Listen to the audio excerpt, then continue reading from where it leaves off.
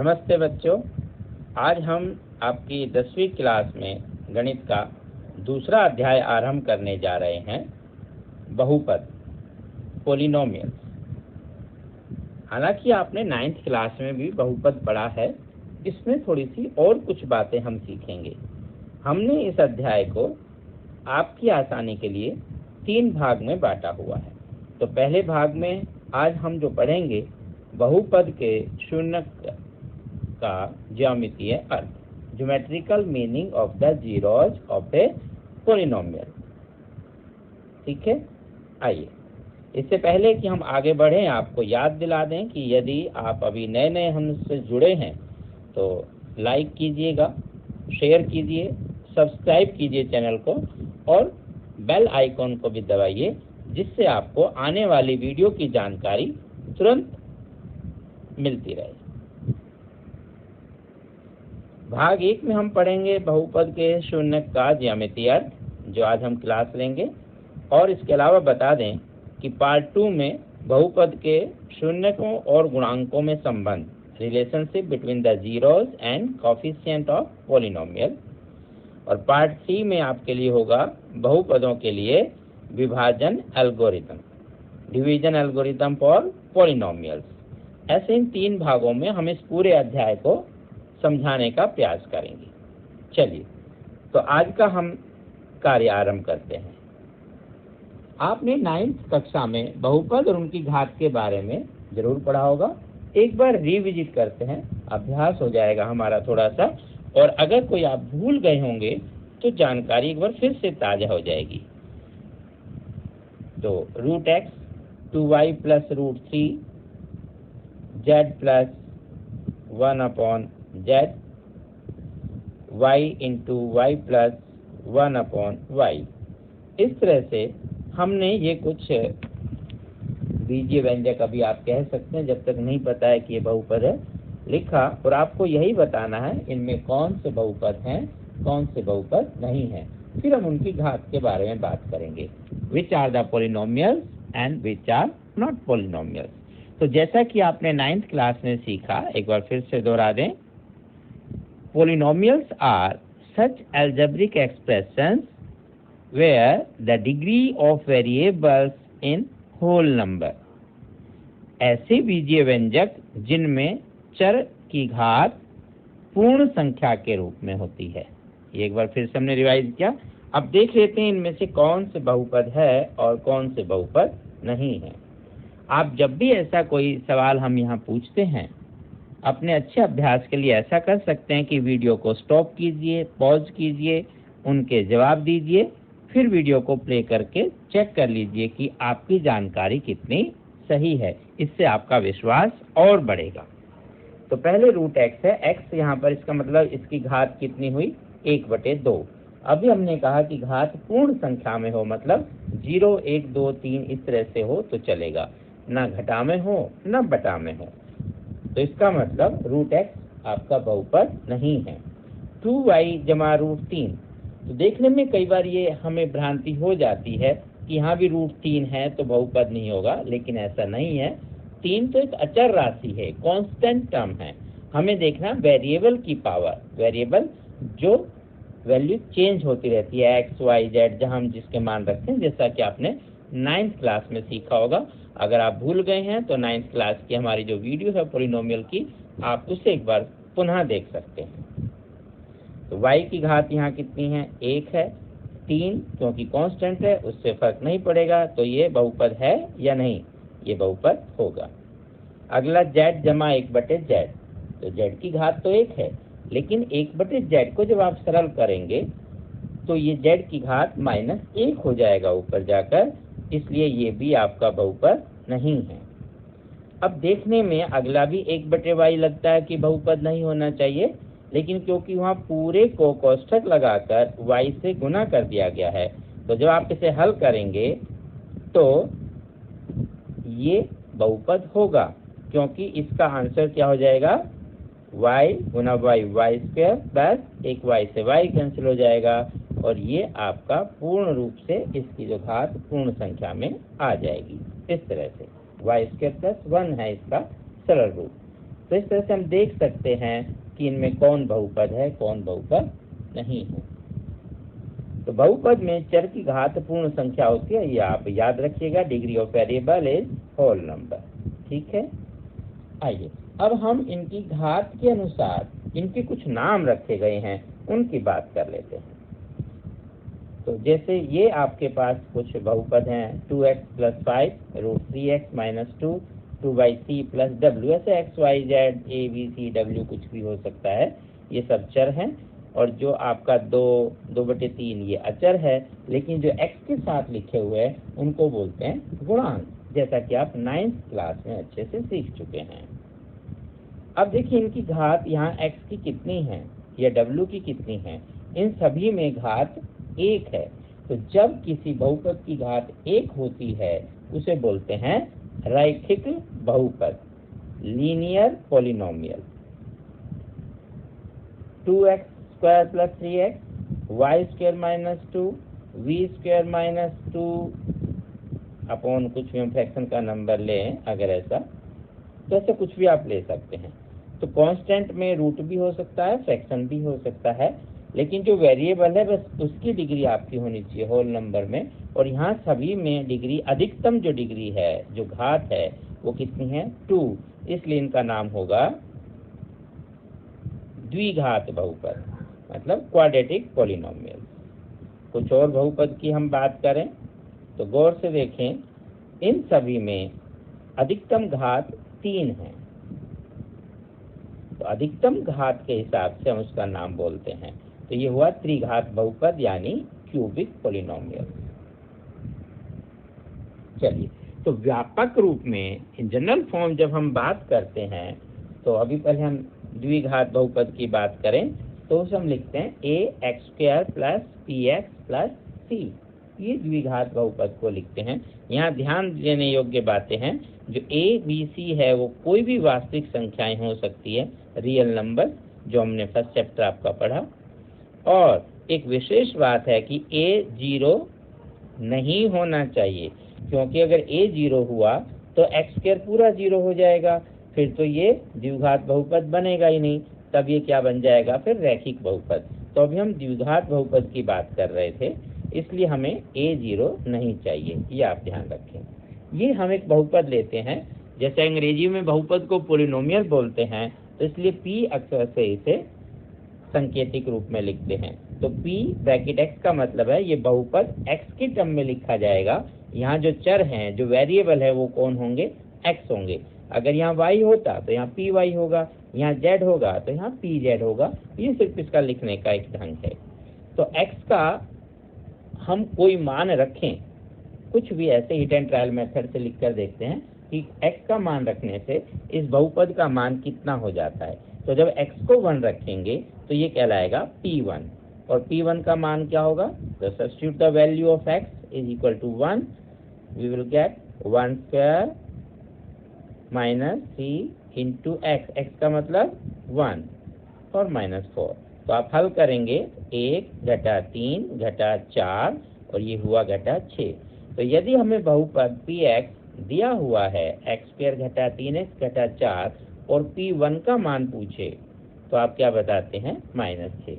ये वही बातें हम दोहरा रहे हैं जो आपने 9th क्लास में भी पढ़ी है, वहीं से आरंभ किया है। यदि हम x का मान 2 रखेंगे इसी प्रकार से, तो आपके पास 2 का वर्ग - 3 × 2 - 4, और हल करने पर मिलेगा 4 - 6 - 4, मतलब फिर से -6 आ सकता है, कोई बड़ी बात नहीं है, समान मान इनके आ सकते हैं। और अभी एक और वैल्यू कुछ रखकर देखें, ये हम ऐसे हिट एंड ट्रायल मेथड में कुछ भी वैल्यू रखकर देख रहे हैं कि बहुपद के मान हम कैसे निकाल सकते हैं। तो -1 का स्क्वायर -3, x की जगह -1 रखा, इसे हल किया तो -1 का स्क्वायर मतलब 1, ये -3 × -1 माइनस प्लस हो गया। जब भी हम मल्टीप्लाई करें 3 × 1 = 3 और ये -4, ये कितना हुआ, और ये 0 आ गया। एक और कोई वैल्यू रखते हैं, x का मान 4 रखने पर बहुपद का पूरे का मान हो जाएगा 4 का वर्ग - 3 × 4 - 4, जिसे हम सरल करें तो 16 - 12 - 4, यानी कि ये भी 0 हो गया। तो यहाँ हमने देखा कि कुछ मान रखने पर पूरे बहुपद की वैल्यू 0 हो गई और कुछ में कुछ अलग अलग वैल्यू आई। अब क्योंकि p -1 रखने पर, मतलब x को -1 रखने पर 0 हुआ और 4 रखने पर भी 0 हुआ। अभी हमने देखा ना यहाँ पर कि कब कब 0 हुआ, -1 रखने पर और 4 रखने पर। उसी बात को दोहरा रहे हैं। तो यदि ये है, इसलिए हम कहेंगे कि -1 और 4 इस बहुपद के शून्यक हैं। Means -1 and 4 are zeros of quadratic polynomial। ठीक है, तो जिन वैल्यू रखने पर ये पूरा बहुपद 0 हो जाता है उन्हें हम इसके जीरोज बोलते हैं।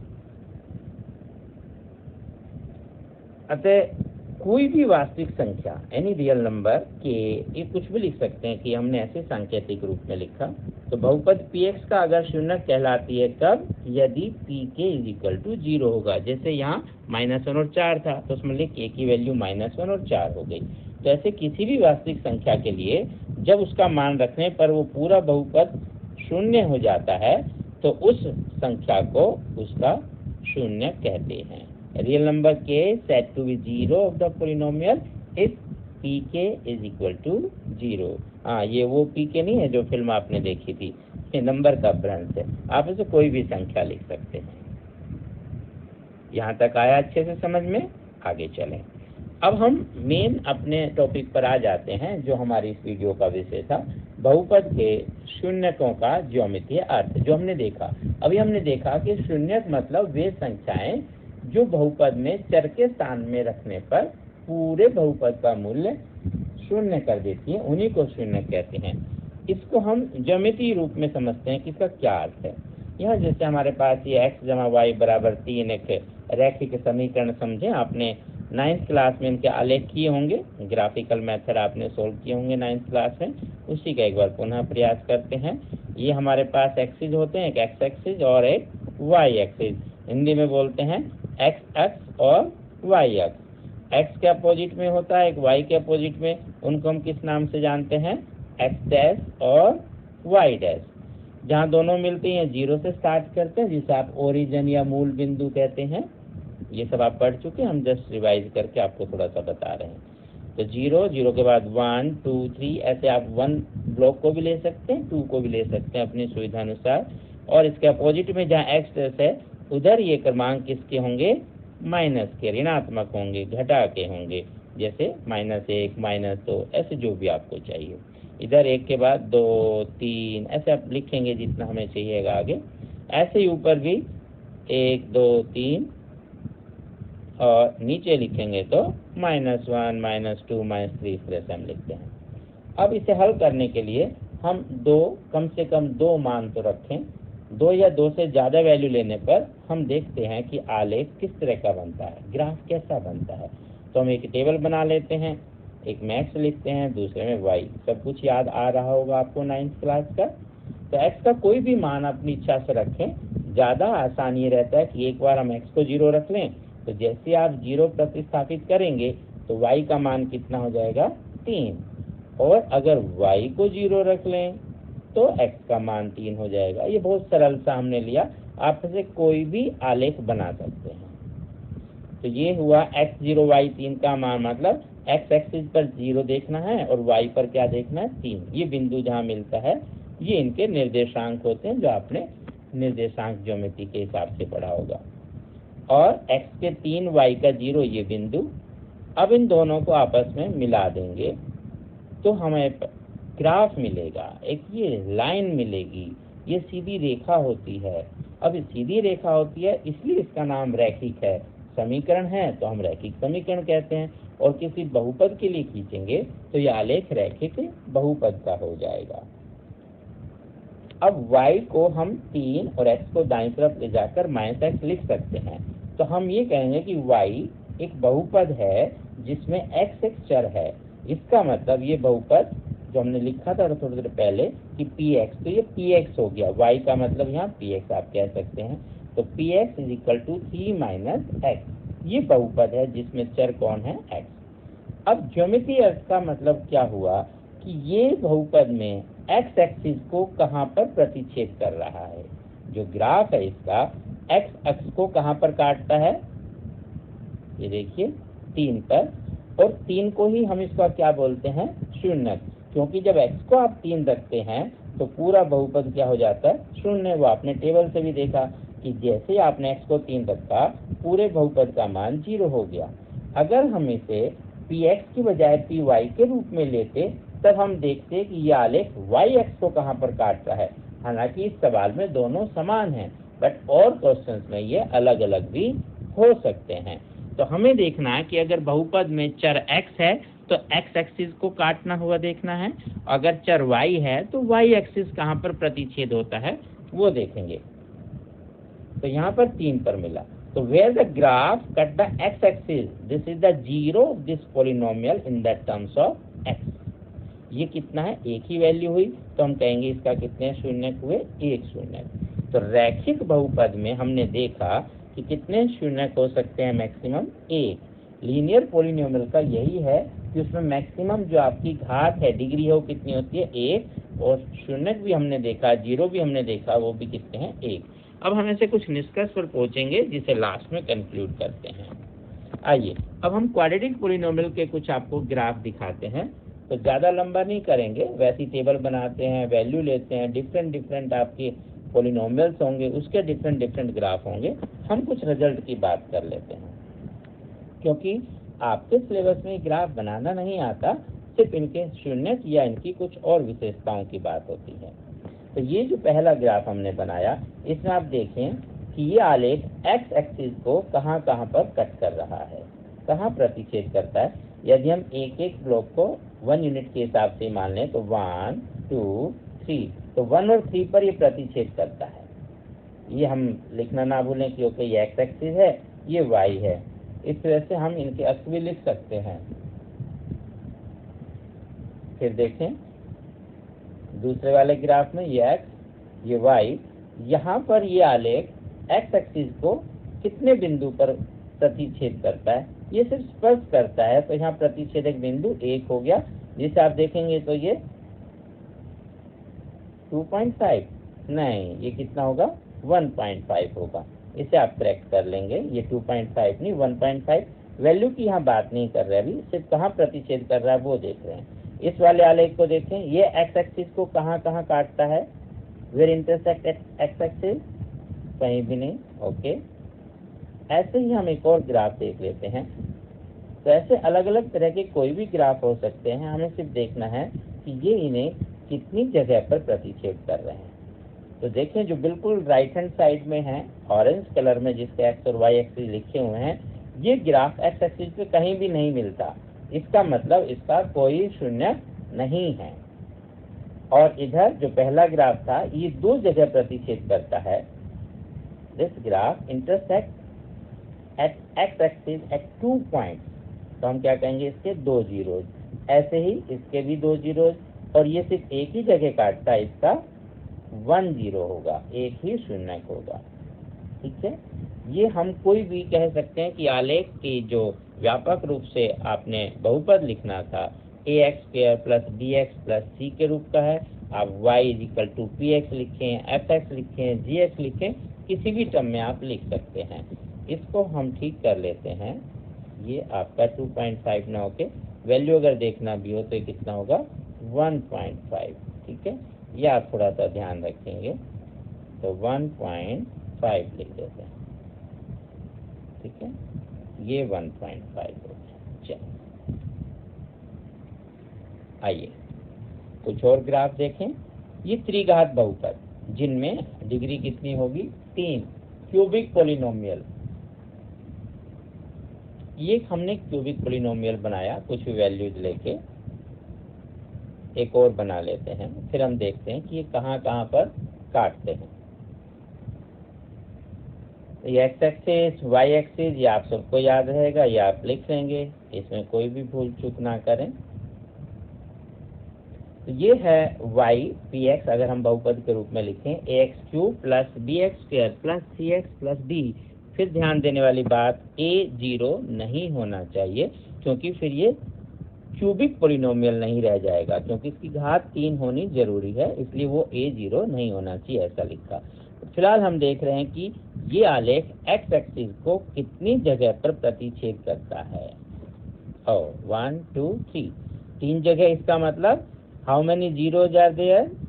3 शून्यक होंगे। और राइट हैंड साइड वाला ग्राफ कितनी जगह प्रतिच्छेद करता है? 1 और 1 2, इसका मतलब इसके कितने जीरोज होंगे? 2, तो यहाँ 2 शून्यक हुए, है ना? कितना आसान। आपका 1 मार्क्स का क्वेश्चन बोर्ड में इसका आ ही जाता है कि आपके पास कोई ग्राफ भी होंगे या इस तरह से रिलेटेड कोई बातें होंगी और आपको बताना है कि इनके कितने शून्यक हैं। एक और भी ग्राफ देख लेते हैं क्यूबिक में ही। ये कितनी जगह कट कर रहा है? 1, तो 1 ही शून्यक है। यहाँ ध्यान देने वाली बात यह है कि मैक्सिमम भी बात करेंगे, बट मिनिमम बात करें तो त्रिघात बहुपद में 1 शून्यक भी हो सकते हैं, 2 भी हो सकते हैं और 3 भी हो सकते हैं। जरूरी नहीं कि हमेशा 3 ही हो। ऐसे द्विघात में हमने देखा कि वहाँ 0 भी थे, 1 भी था और 2 भी। द्विघात अभी भूले नहीं होंगे। तो द्विघात बहुपद में अधिकतम 2 हैं, लेकिन 1 भी हो सकता है और कोई भी नहीं हो सकता, मतलब 0 भी हो सकते हैं। लेकिन जब त्रिघात देखा तो 1 भी है, 2 भी है और 3 भी है, इस तरह से हमने देखा। ठीक है, तो हम एक निष्कर्ष पर पहुंचते हैं। एक और भी अगर कोई देखना चाहे आप एक और बनाकर देख लेते हैं। देखें, यहाँ भी कितना है? 1 ही है। ठीक है, इस तरह से हम देखा। तो हम जितने भी कुछ और भी आप ट्राई कर सकते हैं, कोई भी आप त्रिघात बहुपद लेकर अपने आलेख बनाएं, तो आपको पता चलेगा कि 1 या 2 या 3 शून्यक उनके हो सकते हैं। तो हम इस निष्कर्ष पर पहुंचे हैं कि इसी बहुपद की जो घात होती है, 1 हो, 2 हो, 3 हो या n घात जनरल रूप में लिखें, तो वो अधिकतम x अक्ष को n बिंदुओं पर ही प्रतिच्छेद करेगा। अतः n घात वाले बहुपद के अधिकतम n शून्यक हो सकते हैं।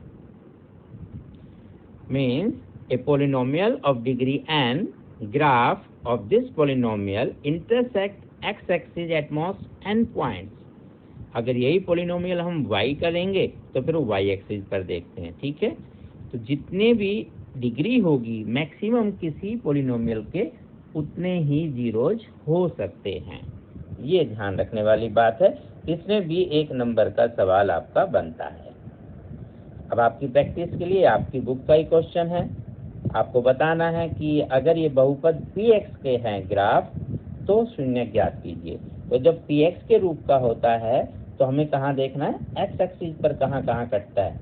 तो आप वीडियो को पॉज कीजिए, एक बार खुद ट्राई करें, बाद में आप आंसर मैच कर सकते हैं। ठीक, ये हमेशा हर सवालों में आपको याद रखना है। वीडियो को पॉज करें, अपने आप से प्रैक्टिस करें, फिर चेक एंड वेरीफाई करें। तो आइए देखते हैं। पहले वाले में कहीं भी एक्स एक्सिस पे कट नहीं कर रहा ग्राफ, इसका मतलब नो जीरोज, कोई भी शून्यक नहीं है। और यहाँ एक ही जगह पर कट कर रहा था, तो 1 शून्यक। यहाँ पर 1 2 3, ध्यान से देखें तो ये 3 शून्यक हो गए। इसमें 2 जगह है और इसमें 1 2 3 4 हैं। इसमें भी ध्यान से देखिए, लास्ट वाले में यहाँ 4 नहीं है, यहाँ 3 है। तो इस प्रकार हम किसी भी बहुपद के शून्यक आलेख विधि से देख सकते हैं। आप स्वस्थ रहें, प्रसन्न रहें। आज के भाग में हमें इतना ही काम करना था। अगले भाग में हम लेकर आएंगे बहुपद के शून्यक और गुणांक में संबंध, जिसमें हम कुछ और बातें करेंगे इन्हीं जीरोज की दूसरे मेथड से। आपके सुझाव की हमें प्रतीक्षा रहेगी। नमस्ते, अपना ध्यान रखें।